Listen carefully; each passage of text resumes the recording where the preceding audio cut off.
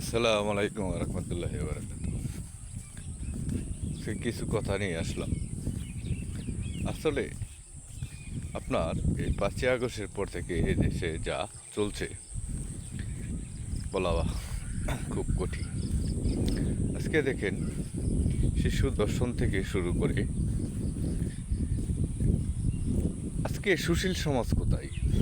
যে সুশীল সমাজে বড় বড় কথা বলতো টকশুতে এসে, আজকে কোথায়? আজকে তাদের বিবেকে বাজে না। আসলে এদেশে সত্য কথা বললেই হয়ে যে হয়ে যেতে হবে ফেসিবাদ। বুঝতে পারছেন? সত্য কথা বললেই ফেসিবাদ। কিন্তু আজকে সুশীল সমাজ নেই। আজকে দর্শন হচ্ছে সরাসর প্রকাশ্যে, রাজবাজারে খুন হচ্ছে, কিন্তু সেটার বলার মতো, দেখার মতন কেউ নেই।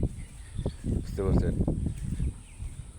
কী বলবো ভাই, আসলে আমরা সাধারণ জনগণ যারা আছি, পাবলিক আছি, তারা আছি বিপদে।